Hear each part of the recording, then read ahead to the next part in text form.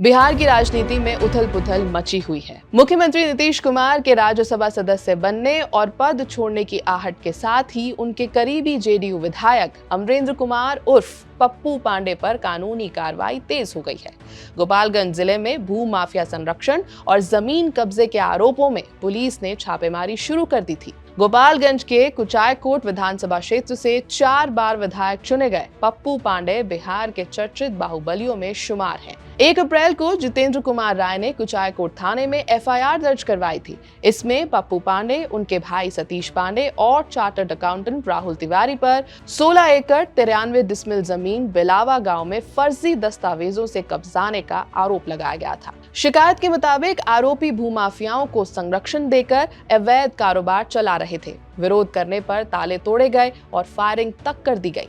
गोपालगंज जिले की कुचायकोट विधानसभा सीट से जनता दल यूनाइटेड यानी जेडीयू के विधायक अमरेंद्र कुमार पांडे, जिन्हें पप्पू पांडे के नाम से भी जाना जाता है, बिहार की राजनीति में एक प्रभावशाली और चर्चित चेहरा माने जाते हैं। वो इस सीट से लगातार चुनाव जीतते रहे हैं, जिससे इलाके में उनकी मजबूत पकड़ साफ दिखाई देती है। पप्पू पांडे एक राजनीतिक रूप से प्रभावशाली परिवार से आते हैं। उनके भाई सतीश पांडे भी क्षेत्र में अपने राजनीतिक दबदबे और सक्रियता के लिए जाने जाते हैं। स्थानीय स्तर पर पप्पू पांडे की छवि एक बाहुबली नेता की रही है और उनका नाम कई बार विवादों में भी सामने आता रहा है।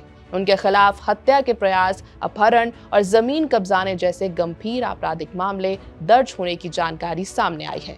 हालांकि इन विवादों के बावजूद अपने मजबूत लोकल नेटवर्क और लगातार सक्रिय राजनीतिक मौजूदगी के कारण कुचायकोट क्षेत्र में उनका प्रभाव कायम माना जाता है। लेकिन सोमवार सुबह गोपालगंज एसपी विनय तिवारी के नेतृत्व में 5 थानों की फोर्स ने पप्पू पांडे के पैतृक गांव तुलसिया सहित कई ठिकानों पर दबिश दी।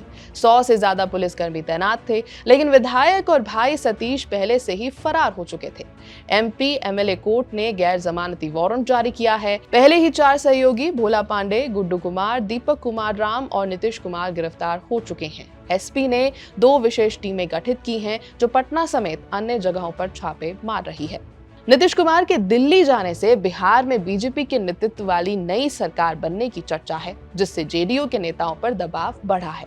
पप्पू यादव को नीतीश के बेहद करीबी माना जाता था, लेकिन सत्ता परिवर्तन ने उनके खिलाफ मोर्चा जरूर खोल दिया है। उनका विवादों से पुराना नाता है। चाहे हत्या हो, अपहरण हो, रंगदारी हो, ऐसे केस उनके खिलाफ हुए हैं।